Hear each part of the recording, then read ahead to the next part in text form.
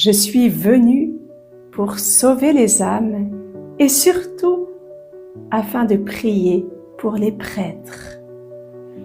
Au nom du Père et du Fils et du Saint-Esprit.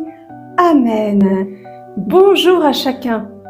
Heureuse de vous retrouver en ce 8e jour de la neuvaine où aujourd'hui, la petite Thérèse nous entraîne à prier pour les prêtres. C'est pour cela qu'elle est venue au Carmel. Parce que vous l'avez compris, Thérèse, elle fait pas les choses en petit. Elle a beau, même si on l'appelle la petite Thérèse. Parce que qu'est-ce qu'elle a dit? Elle a dit, quand je prie pour la tête, les prêtres, j'en prie pour tout le corps entier. Donc en fait, elle dit pour un, mais elle entraîne tout le monde. Ça, c'est la petite astuce de Thérèse. Et pourquoi est-ce qu'elle a compris que prier pour les prêtres, c'était important? Les prêtres, nos pasteurs, ceux qui nous montrent le chemin, elle les avait un petit peu découverts à 15 ans, 14 ans, quand elle est allée à Rome, demander au pape de pouvoir entrer au Carmel bien jeune.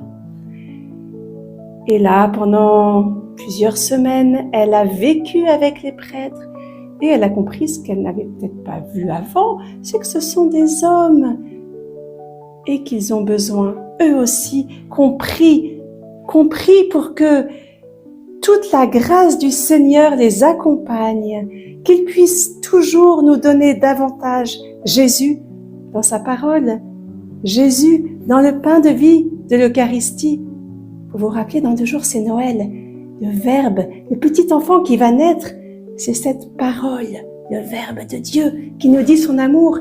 Et c'est ce pain de vie, Jésus, il va naître dans la mangeoire pour se donner à manger. Alors Thérèse nous rappelle combien il est important de rendre grâce d'abord pour tous ceux qui ont dit oui pour suivre Jésus, pour être prêtre. Prier pour tous ceux que Dieu appelle à être prêtres, pour qu'ils aient toujours plus de joie et qu'ensemble, avec eux, nous puissions annoncer l'amour de Dieu au monde entier.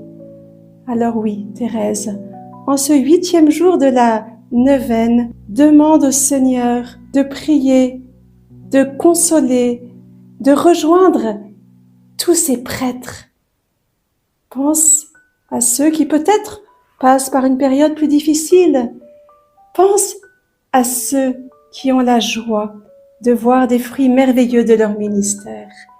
Et que nous puissions, chacun d'entre nous, aussi peut-être, prendre soin de nos prêtres, savoir s'ils ont besoin de quelque chose, pouvoir les entourer.